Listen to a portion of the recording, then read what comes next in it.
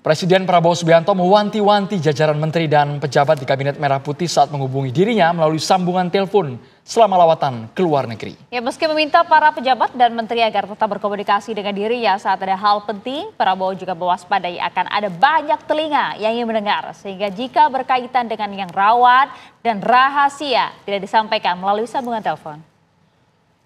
Pernyataan Presiden Prabowo hanyalah bentuk kehati-hatian.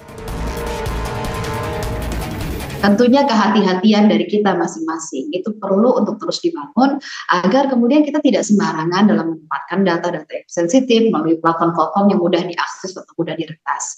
Jadi memang bagaimana membangun prinsip kehati-hatian itu disampaikan oleh Presiden Prabowo tadi, diingatkan kepada seluruh jajarannya, dan ketika itu disampaikan secara terbuka, saya sendiri walaupun tidak berada di dalam ruangan rapat kabinet juga merasa diingatkan bahwa ada hal-hal yang memang kita harus jaga, hal-hal yang berkaitan dengan kerahasiaan, jangan menggunakan peralatan teknologi yang umum.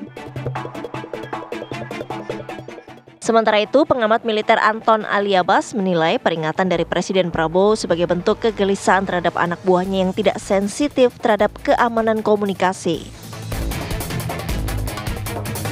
Ini masalah klasik ya, masalah klasik ketika para pejabat kita seringkali tidak sensitif dengan keamanan komunikasi.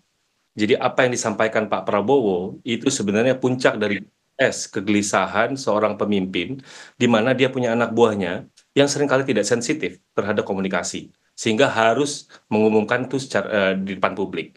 Gitu. Bagaimana mungkin misalnya koordinasi dengan pejabat dan lain-lain kita menggunakan alamat email Gmail ataupun juga pakai WhatsApp gitu ya, ataupun juga telepon biasa. Itu kan sebenarnya rentan terhadap penyadapan ataupun kebocoran. Ya sebenarnya tidak hanya dilakukan oleh pihak luar, tapi juga pihak domestik juga bisa melakukan penyadapan gitu. Jadi saya pikir apa yang disampaikan Pak Prabowo itu sebenarnya bentuk kegelisahan di mana anak buahnya masih nggak sensitif, gitu ya, nggak sensitif terhadap keamanan komunikasi. Kasus penyadapan terhadap pemimpin Indonesia pernah terjadi pada telepon pribadi Presiden RI ke-6 Susilo Bambang Yudhoyono oleh pemerintah Australia pada tahun 2013. PM Australia Tony Abbott menolak meminta maaf dan berdalih penyadapan telepon hal biasa. Presiden RI ke-5 Megawati Soekarno Putri juga mengaku teleponnya disadap saat berpidato di Hari Sumpah Pemuda 28 Oktober lalu. Mega mengatakan tak punya ponsel karena tahu bakal disadap. Tim TV One mengabarkan.